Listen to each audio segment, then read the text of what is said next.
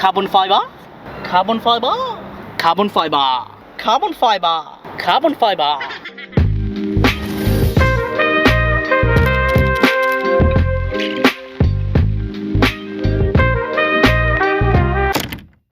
So we have carbon fiber skinned a lot of the Audi R8's interior parts, and now it's time to do some more. This has been a long time plan of mine to carbon fiber skin the Audi R8's engine covers and airbox covers, and now here we are. I think the Forged Carbon Fibre just looks so, well, for me anyway, this is my personal preference. I just prefer the look of the Forged Carbon Fibre compared to the typical weave. I actually had my engine bay trims hydro dipped in Forged Carbon Fibre texture, but as you can also see, the finish isn't so great, and it has also started cracking in some areas. So first things first is to then start sanding the pieces to get rid of the hydro dip layer, sanding it down to bare plastic. I then roughen the area so that the epoxy has something to grip onto. This will prevent the epoxy peeling away from the trim. I just used a bread serrated knife to roughen the area. So after hours and hours of sanding, we are finally at this stage. I have also made this stand. Isn't that a masterpiece? It's even got the outline of the piece. We are at a stage now where we can lay down the black epoxy, or the first layer of epoxy, so we can put our carbon fibre toe on there. I have also masked the edges and masked bits that I don't really want epoxy to go on. For our consumables then, we've got disposable cups, we've got disposable gloves, popsicle sticks for mixing, our chopped carbon from Easy Composites, and we've also got a bunch of epoxy. This is going to be our base coat, which is a black epoxy, basically just an epoxy with a pigment, and this is going to be what we're going to be using for coating, which is the XCR epoxy, again from Easy Composites. I then started mixing the base epoxy. This epoxy from Easy Composites has a mixing ratio of 10 to 4.1. I used a mini scale to get the ratio correct. I pretty much just estimated how much epoxy I needed for the 3 pieces.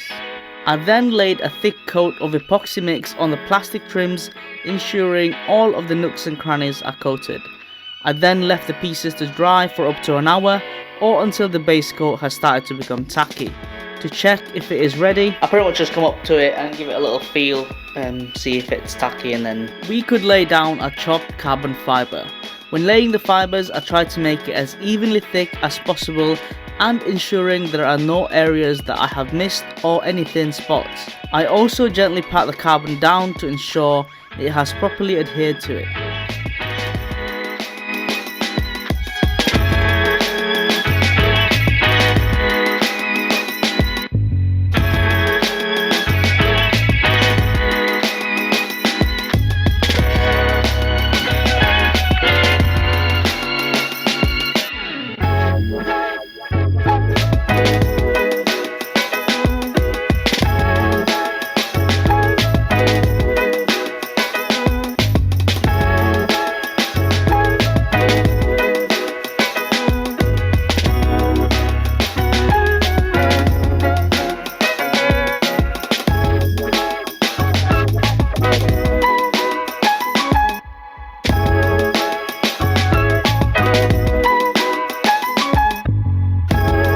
Once I was happy that all of the areas had been covered with carbon fibre, I then drenched it with clear epoxy so that all of the fibres get soaked up. This layer of epoxy will keep the fibres in place, so it is very important to make sure that the whole area is covered. I then used a roller and a sheet of peel ply to ensure all of the fibres are nice and flat. I then put a layer of breather cloth on top, and then it goes in a vacuum bag. By putting it in a vacuum bag, it ensures that the layer stays nice and flat and that the carbon fibre adheres to the plastic trims properly. It is about midnight now, and all of the pieces are finally in its vacuum packs. It's looking pretty good so far, to be fair, but we won't find out until obviously it's out of the vacuum pack. Yeah, so that's the centerpiece. This is the right airbox, and that's the left airbox. So we are just going to leave them for a couple of hours, and I'm probably going to have to wake up at around 3 to 4 AM because I don't want to happen what happened previously on the interior trims where everything solidified and it was too difficult to peel off. So we are finally at a stage where we can start sanding. I've left the pieces overnight to dry. I was up at 3 AM last night because I needed to peel the peel ply off. Here are some of the peel ply pieces. So yeah, I needed to peel the peel ply off because if I have left it a little bit too late, it would have solidified and there would have been no chance of me taking the peel ply off. But yeah, we have finally taken that off and the pieces are looking good and it's ready for sanding. For the first sand down, I used my trusty Dremel to clean up all the edges and remove any excess epoxy. I then used an 80 grit sandpaper on a sanding block, or in my case a piece of wood, to flatten out the very high spots. This was then followed by a 120 grit sandpaper. We have finally done the first sanding of the pieces, and I have also just filled some areas that had, I think it must have been an air bubble from the vacuum packing, so I've just filled it up a little bit, and on this side as well. And I've also just put some epoxy on really deep holes just to let it catch up and raise it a little bit.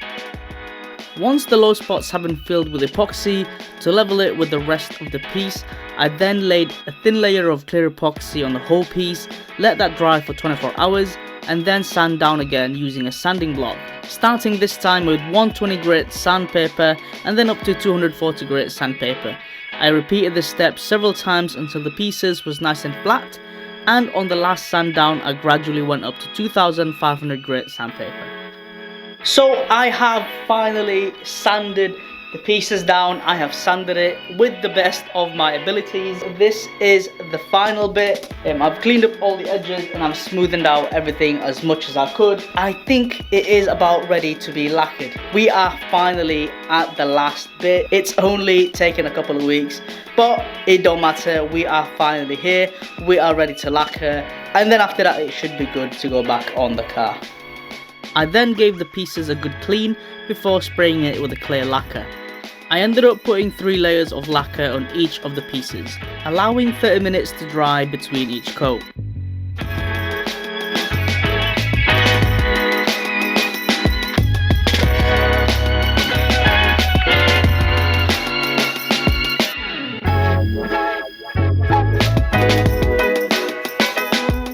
It is now finally time to slap them on the car. I am so looking forward for this because it has been such a long time since the engine bay trims have been off the car, and yeah, I just cannot wait.